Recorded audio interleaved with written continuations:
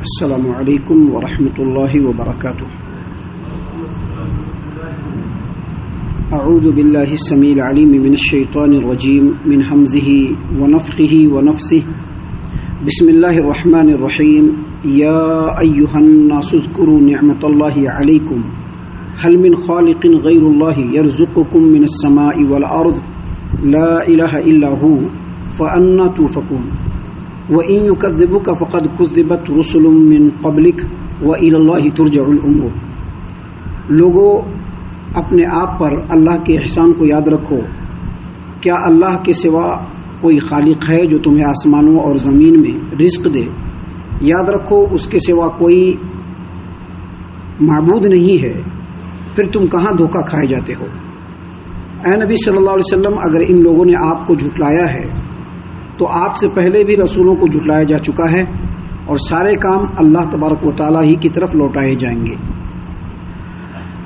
معزز سامعین کرام، سورہ فاطر سورہ نمبر 35 اور اسی صورت سے آیت نمبر 3 اور 4، یہ دو آیات ابھی آپ کے سامنے تلاوت کی گئی. بفضل اللہ، بعون اللہ، بتوفیق اللہ، دونوں آیتوں کا ترجمہ بھی آپ تمام کی خدمت میں پیش کیا گیا. سامعین کرام، یہ جو دو آیتیں ہیں، ان دو آیتوں میں سے پہلی آیت کریمہ میں یہ بتلایا گیا ہے کہ اللہ تبارک و تعالی واحد ہے، یکتا ہے، تنہا ہے، بے مثل ہے. وہی ڈیزرو کرتا ہے کہ اس کی تنہا عبادت کی جائے. اللہ کے علاوہ کوئی بھی حقدار نہیں ہے، کوئی ڈیزرو نہیں کرتا ہے کہ اللہ کو چھوڑ کر دوسروں کی عبادت کی جائے. اگر کوئی انسان اللہ کو چھوڑ کر کسی کی بھی عبادت کر رہا ہے، کسی کی بھی عبادت کر رہا ہے، اس کے سامنے جھک رہا ہے، اس کو مشکل کشا حاجت روا سمجھ رہا ہے، تو یقینی طور پر وہ شرک کر رہا ہے. اللہ تبارک و تعالیٰ کے ساتھ وہ شرک کر رہا ہے. اور دوسری جو آیت کریمہ ہے، اس آیت کریمہ میں اللہ تبارک و تعالیٰ نے یہ بتلایا ہے کہ نبی کریم صلی اللہ علیہ وسلم کی جو رسالت ہے وہ برحق ہے. دیکھیے اللہ تبارک و تعالیٰ نے کیا فرمایا. اللہ تبارک و تعالیٰ نے فرمایا، یا ایھا الناس اذکروا نعمت اللہ علیکم هل من خالق غیر اللہ یرزقکم من السماء والارض لا الہ الا هو فانا توفکون. لوگوں اپنے آپ پر اللہ کے احسان کو اور مہربانی کو یاد رکھو. کیا اللہ کے علاوہ کوئی خالق ہے جو تمہیں آسمانوں اور زمین میں رزق دے؟ یاد رکھو اس کے علاوہ کوئی معبود برحق نہیں. پھر تم کہاں دھوکہ کھائے جاتے ہو؟ دیکھیے آسمان سے جو بارش برستا ہے، اللہ تبارک و تعالیٰ جو آسمان سے بارش برساتا ہے وہ زمین کے اندر جذب ہوتا ہے، اور زمین کے اندر جذب ہونے کے بعد وہیں سے اللہ تبارک و تعالیٰ تمام جانداروں کے لیے روزی کا انتظام کرتا ہے. انسان کے کھانے پینے کی جو غلہ جات ہیں، جو سبزی ہے، جو ترکاری ہے، وہ کہاں سے نکلتا ہے؟ زمین سے نکلتا ہے. اور انسان کے استعمال کرنے والے جو جانور ہیں ان کے لیے بھی چارہ کہاں سے نکلتا ہے؟ زمین سے ہی نکلتا ہے. کب نکلتا ہے؟ جب اللہ تبارک و تعالیٰ بارش برساتا ہے تب.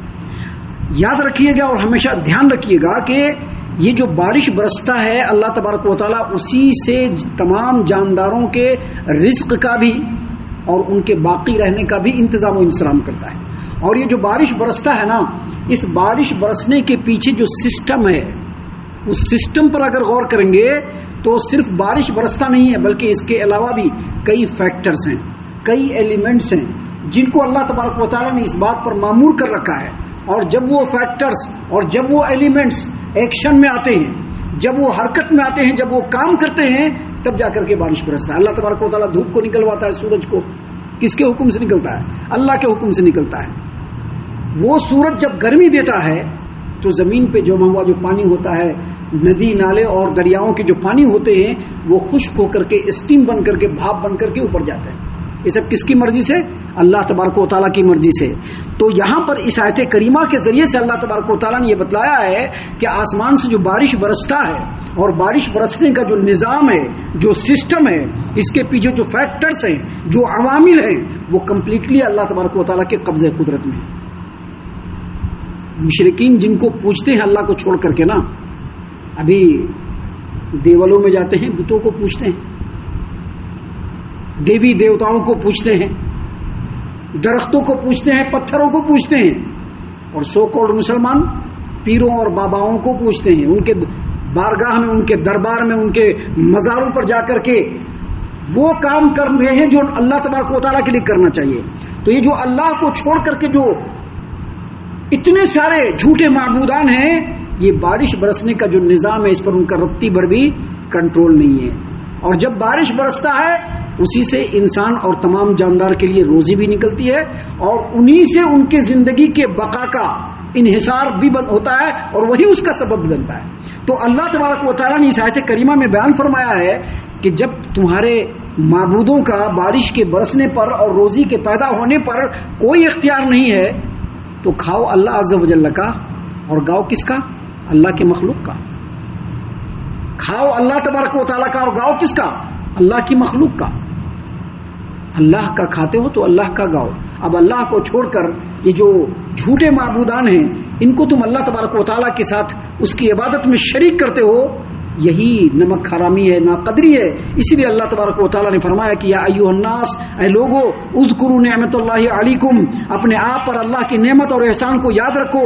ہل من خالق غیر اللہ، کیا اللہ کو چھوڑ کر کے کوئی ہے جو یرزقکم من السماء والارض، جو آسمانوں اور زمین سے تم کو روزی دے؟ جب کوئی نہیں ہے، لا الہ الا ہو، اللہ کے علاوہ کوئی عبادت کے لائق نہیں، فنا تو فکن، تو کہاں بھٹکے جا رہے ہو، کہاں بہ کے جا رہے ہو؟ ایک بات ہمیشہ یاد رکھیے اور بہت غور سے یاد رکھیے، چاہے شرک فی اللہ ہو، چاہے شرک فی الرسالت ہو، اللہ کبھی بھی معاف نہیں کرے گا، کبھی بھی معاف نہیں کرے گا۔ اللہ تبارک و تعالیٰ کے ساتھ اس کے عبادت میں، اس کے اختیار میں، اس کے تصرف میں اگر ہم کسی کو بھی اختیار دیتے ہیں تو یقین مانیے کبھی بھی بخشائش نہیں ہے، کبھی بھی بخشائش نہیں ہے۔ اور نبی صلی اللہ علیہ وسلم کے حکم کے آ جانے کے بعد اگر کسی دوسرے کو اللہ کے حکم کے اوپر اللہ کے رسول کے حکم کے اوپر ترجیح دیا تو کبھی بھی اللہ معاف نہیں کرے گا۔ تو اسی چیز کو اللہ تبارک و تعالیٰ نے کہا کہ دیتا اللہ ہے، کھاتے اللہ کا ہو اور گاتے دوسروں کا ہو، کہاں بٹ کے جا رہے ہو؟ ان باتوں کو بیان کرنے کے بعد اب اگلی آیت کریمہ میں اللہ تبارک و تعالیٰ نے فرمایا وَإِن يُكَذِّبُوكَ فَقَدْ كُذِّبَتْ رُسُلٌ مِّن قَبْلِكَ وَإِلَى اللَّهِ تُرْجَعُ الْأُمُورُ۔ اے نبی صلی اللہ علیہ وسلم، اگر ان لوگوں نے آپ کو جھٹلایا ہے تو آپ سے پہلے بھی رسولوں کو جھٹلایا جا چکا ہے۔ اگر ان لوگوں نے آپ کو جھٹلایا ہے تو اس سے پہلے بھی رسولوں کو جھٹلایا جا چکا ہے، اور سب کام لوٹائے تو اللہ کی طرف ہی جائیں گے۔ یہ جو مضمون ہے نا قرآن کریم کے اندر اللہ تعالیٰ نے بار بار بیان کیا ہے، اور اگر یہ کہا جائے کہ جتنی بھی مکی صورتیں ہیں ان تمام صورتوں میں اللہ تبارک و تعالیٰ نے قرآن کریم کے اس مضمون کو بیان کیا ہے تو بیجا نہیں ہوگا۔ 13 سالہ نبی کریم صلی اللہ علیہ وسلم کی مکی زندگی ہے، اور 13 سال جو نبی کریم صلی اللہ علیہ وسلم نبی بننے کے بعد نبوی زندگی میں جو 13 سال نبی صلی اللہ علیہ وسلم نے مکہ میں گزارے، مکہ والوں نے ڈٹ کر مخالفت کیا، آپ کو جھٹلایا، آپ کو نیچا دکھلانے کے لیے اوچھے اوچھے ہتھ کنڈے اختیار کیے، طرح طرح سے آپ صلی اللہ علیہ وسلم کو تکلیفیں پہنچائی، لیکن اللہ تبارک و تعالیٰ نے نبی کریم صلی اللہ علیہ وسلم اور مسلمانوں کو کیا حکم دیا تھا؟ آپ کو صبر کرنا ہے، آپ کو صبر کرنا ہے، ریئیکٹ نہیں کرنا ہے۔ اور پھر اللہ تبارک و تعالیٰ بار بار مسلمانوں کے لیے اور نبی صلی اللہ علیہ وسلم کے لیے یہ آیات اس طرح کی بات کو بیان کرتا رہا بار بار کہ اے نبی صلی اللہ علیہ وسلم، اگر آپ کو جھٹلایا گیا ہے تو آپ سے پہلے بھی دوسرے رسولوں کو جھٹلایا گیا ہے۔ اگر نوح آئے تو نوح کو بھی لوگوں نے جھٹلایا، ادریس آئے تو ادریس کو بھی جھٹلایا، صالح آئے تو صالح کو بھی جھٹلایا، ہود علیہ السلام کو بھی جھٹلایا، ابراہیم اور موسیٰ کو بھی جھٹلایا لوگوں نے، اور جتنے بھی انبیاء اس روئے زمین پر آئے ہیں سبھی کو لوگوں نے جھٹلایا ہے۔ تو اگر آپ کو جھٹلایا جا رہا ہے تو آپ کو گھبرانے کی ضرورت نہیں ہے، آپ سے پہلے جو رسول اس روئے زمین پر آئے ہیں ان تماموں کو بھی جھٹلایا گیا ہے، اور سبوں نے صبر کیا ہے، تو آپ بھی صبر کیجئے، کیونکہ ان کی کوئی بھی بات اللہ تعالیٰ کامیاب نہیں ہونے دے گا۔ کامیابی ملے گی تو حق کو ملے گی، کامیابی ملے گی تو نبی صلی اللہ علیہ وسلم کو اور آپ کے پیروکار کو ملے گی، کیونکہ تمام معاملات کس کی طرف لوٹائے جائیں گے؟ اللہ تبارک و تعالیٰ کی طرف لوٹائے جائیں گے۔ گویا اس آیت کریمہ کے ذریعے سے اللہ تبارک و تعالیٰ نے تمام انسانوں کے سامنے یہ اعلان کر دیا، مکہ والوں کے سامنے یہ اعلان کر دیا کہ جو محمد صلی اللہ علیہ وسلم ہے اللہ کے سچے رسول ہیں، ان کو جھٹلایا جا رہا ہے تو کوئی بڑی بات نہیں ہے، نبی صلی اللہ علیہ وسلم سے پہلے بھی دوسرے رسولوں کو جھٹلایا گیا ہے۔ یہ دو باتیں ہیں جو اللہ تبارک و تعالیٰ نے ان دو آیتوں میں بیان فرمائی ہے۔ ہم آپ کو یہاں پر بتلا دیں کہ ان دونوں آیتوں کے ذریعے سے ہم مسلمانوں کو خاص طور سے الرٹ ہو جانا چاہیے۔ پہلی بات یہ کہ اگر عبادت کریں گے تو صرف اللہ تبارک و تعالیٰ کی، اللہ کو چھوڑ کر کسی کو بھی اللہ کی عبادت میں شریک نہیں کریں گے، ایون شریعت کے معاملے میں بھی صرف اللہ کی پیروی کرنی ہے۔ ابھی نماز ہے اللہ تبارک و تعالیٰ نے بنایا، اب نماز کیسے پڑھنا ہے یہ بھی ہمارے رب نے ہی کہا ہے۔ اب اللہ کے رسول صلی اللہ علیہ وسلم کے طریقہ نماز کو چھوڑ کر دوسرے طریقوں کو اختیار کرنا اور اس پر اصرار کرنا یقیناً یہ بہت بڑا جرم ہے، یہ اللہ تبارک و تعالیٰ کی توحید کی منافی ہے، مخالف ہے۔ لہٰذا انسان کو یہاں پر سمجھنا چاہیے کہ سب سے پہلی بات اللہ تبارک و تعالیٰ کی وحدانیت کو سامنے رکھتے ہوئے خالص اللہ کی عبادت کرے، دوسرا نبی صلی اللہ علیہ وسلم کی رسالت کی صداقت اور حقانیت کو سامنے رکھتے ہوئے پیروی صرف نبی صلی اللہ علیہ وسلم کی کرے، نبی صلی اللہ علیہ وسلم کے علاوہ کسی کی پیروی نہ کرے۔ ہم اللہ سے دعا کرتے ہیں کہ اللہ تعالیٰ ہم تمام کو ان تمام باتوں کے اوپر خوب غور و فکر اور تدبر کرنے کے ساتھ ساتھ ان باتوں پر عمل کرنے کی بھی توفیق عنایت فرمائے، آمین۔